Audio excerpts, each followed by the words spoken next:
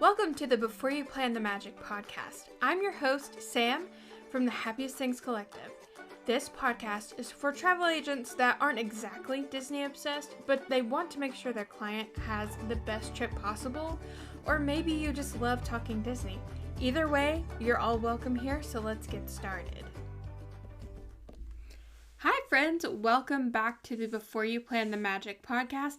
I'm Sam, and today I want to talk to you about what we need to have prepared before we make a quote for a client. So, what do we do when we get a lead and somebody says, hey, I want to go to Disney World, what do I need to do? So first, what you need to do is you need to compile a list of the following questions, I suppose. First, you need to know, what is your budget? This is obviously the most important thing because you can't really plan a trip for someone if you don't know what their budget is, and it needs to be more specific. I have a lot of clients say, oh, it's mid-range. It's a mid-range budget. Okay, I don't know what a mid-range budget is. That can vary from person to person. Mid-range for one person can be $5,000, and another person it could be like $15,000. So be specific. What is your budget? What are you willing to spend on this vacation? Second is, when do they want to travel? This is going to be really contingent on the budget because it's much, much more expensive to go to Disney World in those peak times. You can get a lot more for your money in the off season. If your clients can go off season, they're going to get more for their dollar.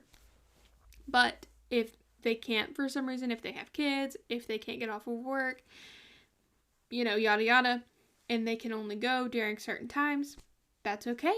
We just need to be able to move a few things around. So an example of this is I had some clients that wanted to go during a very peak time. So I made a quote, and then I started looking around at the promos, and there was a promo that started 2 weeks out. For the very same resort stay, number of days, etc., it was half the price with free dining. So I guess that would be even more, like half the price, more than half of the price, because you get that free dining in there with it. To go 2 weeks later. But they couldn't go because their kids had to be back in school. But it helps if you know when those promos are coming, that kind of thing. So when do they want to travel? Is it like we have to travel this day to this day? Or is it more like we want to go in this area of time? Okay, next. Who is in the travel party?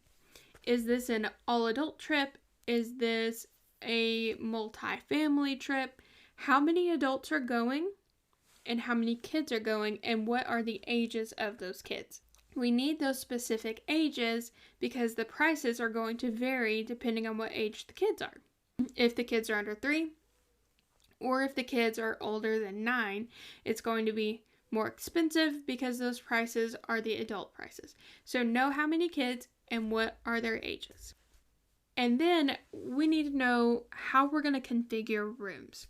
So if it's a family that has several kids that maybe won't fit into one standard room, do they want to do a villa? Do they want to do a family suite? That kind of thing. Once again, that's really going to depend on the budget. A lower budget, you will probably want to look at a family suite at All Star Music or at Art of Animation if they need the space. If there are older kids, then maybe they could do conjoining rooms, which are available at every resort.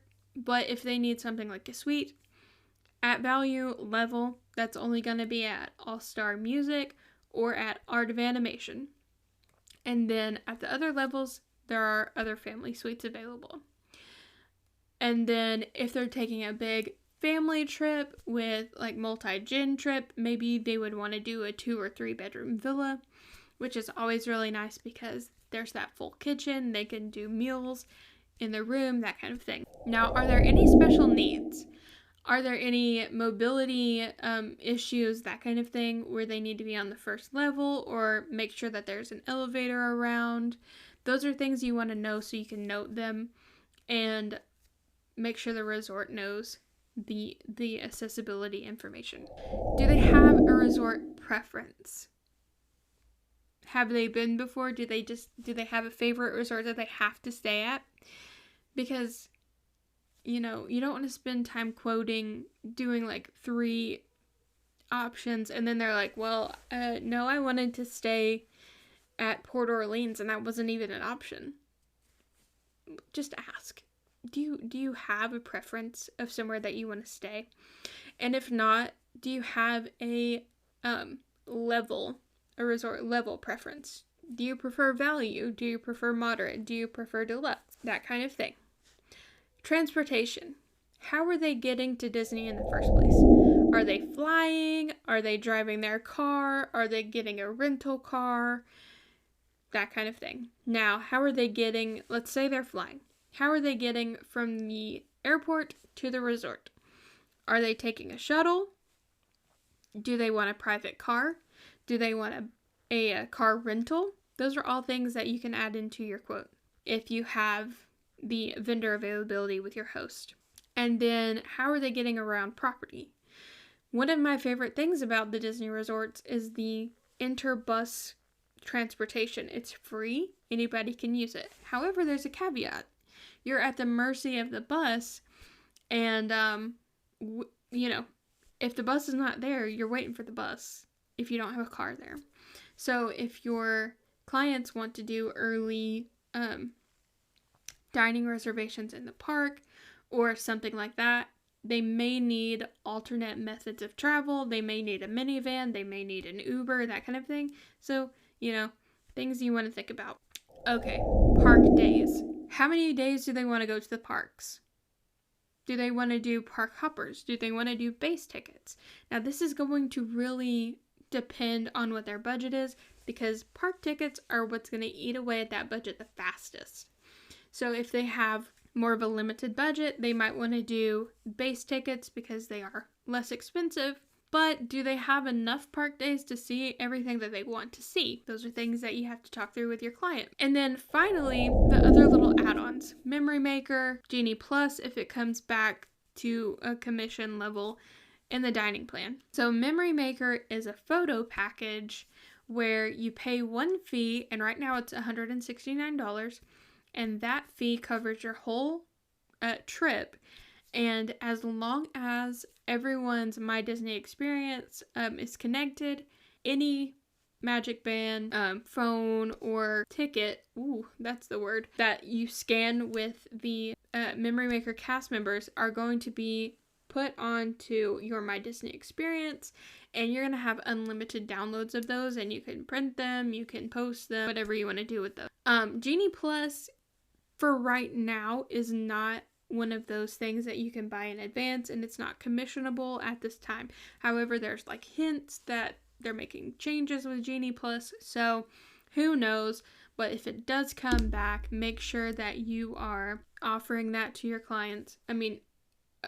Either way, make sure that your client knows about Genie Plus. And then finally, the dining plan. On January 9th, the dining plan comes back, and for now, there's 2 options for that. There's the quick service plan, and then there is the higher price plan, which they're just calling the Disney dining plan. The quick service plan is around $57 a day for adults and about $23 a day for kids. And that's going to include 2 quick service meals, a snack, and a refillable resort mug for your whole stay, and that's going to be for everyone over the age of 3. And then the Disney dining plan is going to be about $94 a day for adults, about $29 a day for kids, and that's going to include 1 quick service meal, 1 table service meal, 1 snack, and 1 resort refillable mug for everyone over the age of 3. So we love the Disney dining plan because you're basically just prepaying for your meals and you don't have to worry about it when you get there. Really great options for most people, or for some people, I suppose. So make sure you talk through with your clients, and we will cover the dining plan like more deeply later on. But it's a great thing to offer for your clients. It's commissionable, and make sure that you get that on the front end if they are interested. So that's already taken care of. So I hope this quick little video on quotes helped you today. Maybe you learned something. And I will catch you next time. Make sure you subscribe so that you get notifications of when I post twice a week. So next time we'll be talking about a resort. So we will see which resort we're talking about next time. And I will catch you guys on Thursday. See ya!